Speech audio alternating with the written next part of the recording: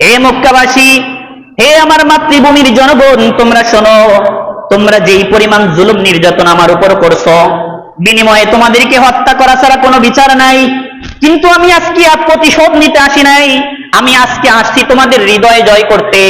ইউসুফ আলাইহিস সালামের ভাইয়েরা ইউসুফ আলাইহিস সালামের উপরে যেরকম জুলুম করেছিল, হত্যার জন্য ষড়যন্ত্র করেছিল, এরপরে দীর্ঘকাল বছর পর ইউসুফ আলাইহিস সালাম মিশরের বাদশা হয়ে গেলেন। ওই 11 ভাই ফকির হয়ে মিশরের বাদশার কাছে ত্রাণ নিতে গেছে, সাহায্য নিতে গেছে। যখন পরিচয় পাইছে, তখন ইউসুফ আলাইহিস সালামের ভাইরা জিজ্ঞাসা করে, ভাই, আমরা তোমার উপর যেই রকম জুলুম নির্যাতন করেছি, আজকে আমাদের উপর তোমার কি ভাষণ? ইউসুফ আলাইহিস সালাম বললেন, লা তাসরিবা আলাইকুমুল ইয়াউম, তোমরা আমার উপরে যেই রকম জুলুম করেছো, প্রতিদান হিসেবে তো তোমাদেরকে মৃত্যুদণ্ড দেওয়া উচিত, কিন্তু আমি তা করব না, আমি প্রতিশোধ নিব না, আমি তোমাদের সবাইকে ক্ষমা করে দিলাম। নবী বলেন, ইউসুফ আলাইহিস সালাম তার ভাইয়ের প্রতি আচরণ করেছিল, ভাই হিসেবে তোমাদের প্রতি তেমনই আশা করব, আমি তোমাদের সবাইকে ক্ষমা করে দিলাম।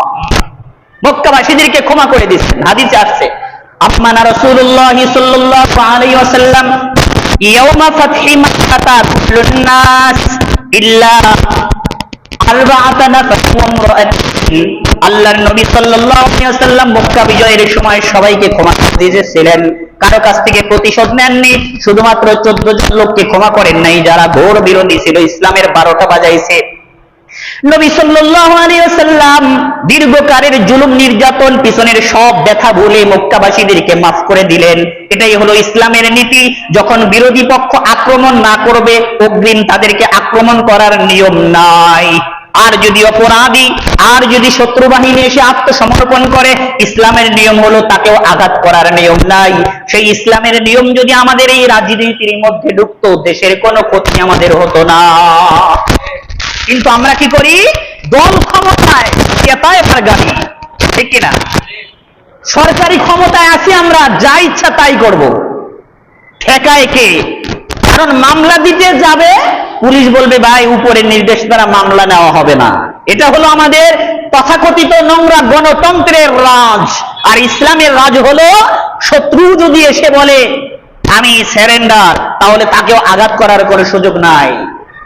নবী সাল্লাল্লাহু আলাইহি ওয়াসাল্লাম 10,000 সাহাবীর বিশাল বড় সেনাবাহিনী নিয়ে মক্কায় যখন প্রবেশ করলেন, সাহাবীদেরকে বললেন, কখনোই তোমরা একটা গাছের পাতাও ছিঁড়বা না, কোন মানুষকে আঘাত করা তো দূরে কি বাত। সাদ ইবনে উবাদা রাদিয়াল্লাহু তাআলা আনহু মক্কায় যখন প্রবেশ করলো, তখন সে বলতেছিল, আজকে হত্যা করার দিন, কারণ দীর্ঘকাল তোরা মুসলমানদেরকে হত্যা করছস, আজকে আমরা তোদেরকে হত্যা করব। এই খবর নবীর কাছে যাওয়ার পর সাদ ইবনে উবাদাকে ওখান থেকে বহিষ্কার করলেন। ওই পতাকা তার হাত থেকে কেড়ে নিয়ে নবী তার ছেলের হাতে পতাকা দিলেন, কারণ সাদ ইবনে উবাদা বলছিল আজকে হত্যার দিন। নবী বললেন, জিনা, আজকে রহমতের দিন, আজকে ক্ষমা করার দিন, মক্কাবাসীদের মনের মধ্যে ইসলাম ঢোকানোর দিন।